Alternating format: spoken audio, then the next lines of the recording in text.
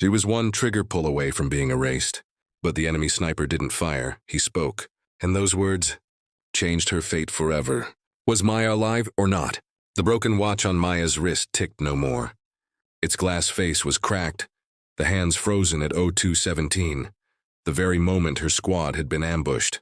She kept it anyway, not to measure time, but to remember the seconds when survival slipped through her fingers. Dust settled over the silent street. The city, once alive, was now a graveyard of stone.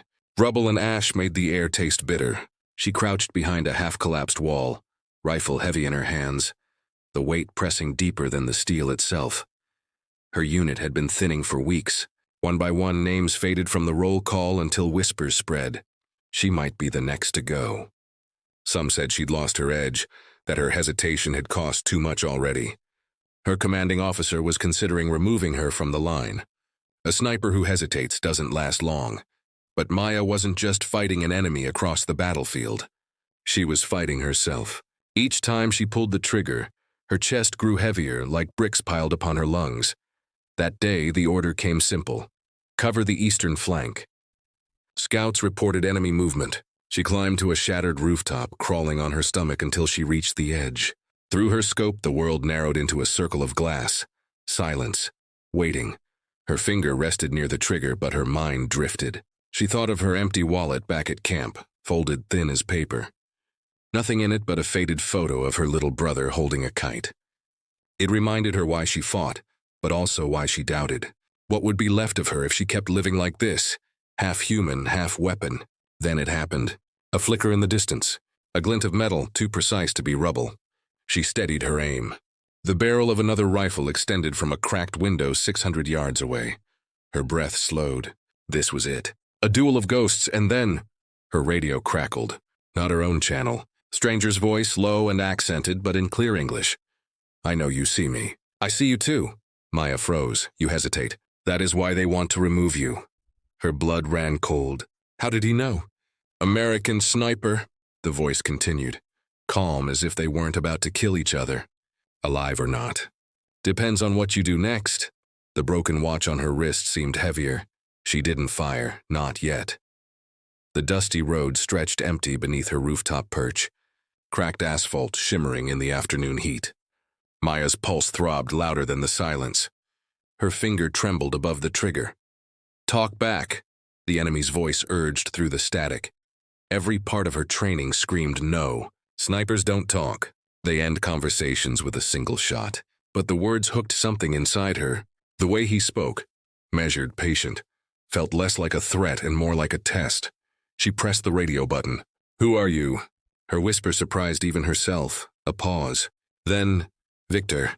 His name hung in the air like smoke. I've been watching you for weeks. You're better than the rest. But hesitation kills. Why do you pause, Maya? Her heart lurched. He knew her name. She pulled back from the scope, the rifle barrel heavy as guilt.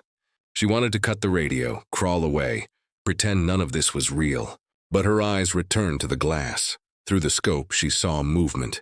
A silhouette calm, steady, watching. Not firing. Not yet. She thought of the empty wallet again. Thought of her brother's face. Of the letter she still hadn't written to him, because what do you write when you might not live to send it? Victor's voice returned, quieter this time. We are mirrors, you and I, hunters in ruins. But do you wonder, like me, if any of this makes us human still? Her throat tightened. Why are you talking to me? She asked.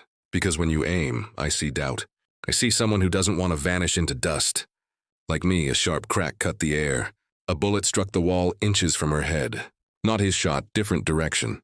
She ducked as shards rained down. Another sniper? Another threat? Her radio hissed. Decide quickly, Maya. They're closing in on both of us. The broken watch pressed against her skin, and time felt heavier than ever. She lifted her rifle again, but this time, she wasn't sure who to aim at. The building creaked around her. Dust trickled from the ceiling with each distant explosion. Maya wiped grit from her lips, the taste of iron sharp on her tongue. Through the scope, Victor's window was still open, the rifle barrel steady. Neither of them had fired. Both waiting. The radio crackled again. His voice was calm, but weighted. They think you're weak, Maya. That you should be replaced, removed, but weakness is sometimes another name for mercy. Do you believe that? Her breath hitched. No enemy should know this much. The rumors in her unit, the whispers about her hesitation, they were meant to stay inside the camp. Stop talking, she hissed into the mic. You don't know me. A pause. Then softly, I know enough. You see ghosts in your glass. You wonder if pulling the trigger kills you more than it kills them. Her finger tensed. She wanted to fire to erase his voice, but her hands refused. The broken watch on her wrist seemed to pulse as if mocking her. 17. The moment everything changed. She shifted position, crawling across the rooftop to a darker corner. Her boot knocked a rusted tin can clattering too loud. She froze, heartbeat pounding. A sniper's duel isn't always decided by a bullet. Sometimes it's decided by breath, by silence. She steadied herself. The dusty road below remained empty, but movement flickered in her periphery. 3 figures creeping along the rubble, rifles slung low. Not Victor's men. They moved differently. Clumsy, hurried, local militia. One of them raised binoculars. Her cover was thin. Victor's voice cut through again. Maya, don't move. They see you. If you shift, they fire. Hold still, every nerve screamed against it. But she obeyed. The militia scanned the rooftop, muttering to each other. The one with binoculars squinted, then shook his head. The group moved on. Her lungs finally emptied. You're alive because I warned you, Victor said. Does that make me your enemy or your ally? She hated the question because she didn't know the answer. Her radio hissed with static. Then his tone changed, harder, closer to steel. But mercy is temporary. Soon you and I must decide, alive or not. Maya raised her scope and saw his glass eye staring straight back. Both rifles aligned, neither moving. The broken watch weighed heavy on her wrist, and she felt time cracking open, one breath, one blink, one choice. Then from below, footsteps thundered up the stairwell. The rooftop door rattled. Someone else was coming. The metal door banged open, slamming against the wall. Maya swung her rifle toward it instinctively. 3 of her own unit burst inside, weapons raised. Dust and sweat streaked their faces. Their leader, Corporal Ellis, locked eyes with her. Maya! His voice was sharp, almost accusing. You've been silent. Report! Her throat was dry. She couldn't say she'd been speaking with the enemy. Not with the rumors already spreading. I had eyes on a sniper, she said. Half-truth. Window, 600 yards. No clean shot yet. Ellis narrowed his gaze, then glanced toward her rifle's direction. Command once you pulled. You're compromised. Pack up. The words sliced deeper than any bullet. Pulled, removed. Just like Victor had said. Her fists clenched. I still have the position. Ellis shook his head. Orders. The broken watch pressed against her skin. She wanted to scream that she wasn't done, that her fight wasn't over, but her lips stayed shut. Then the radio buzzed again, faint under her vest. She'd forgotten to switch frequency. Victor's voice slid through like smoke. So they remove you. I told you. Ellis froze. His eyes snapped to her chest where the radio hissed. Maya, he whispered. Who the hell is that? Panic flared. She scrambled to turn the dial, but the damage was done. From the other end, Victor's voice hardened. Your men are near. They don't trust you. They will leave you behind.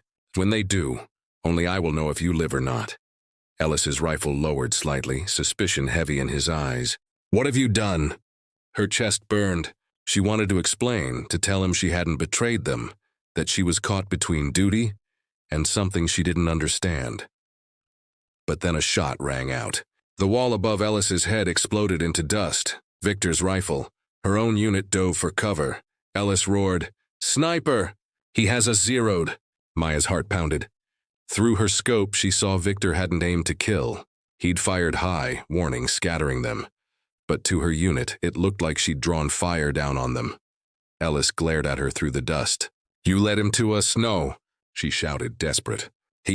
Another shot cracked. Concrete splintered near her knee. Again, not a kill shot. A message. Victor's voice hissed through the static calm even as bullets tore the air. Choose, Maya, them. We're me.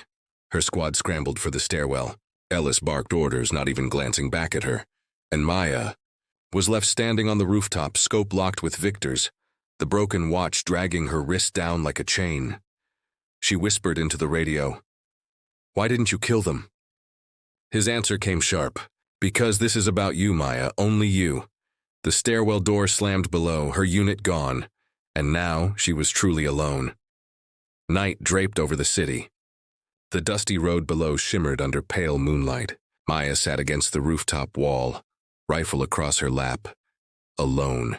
The empty wallet tucked in her pocket felt heavier now than any ammo. She pulled it out, thumbing the worn edges of the photo inside. Her brother's kite stretched across a sky that no longer existed. She wondered if she'd ever see him again.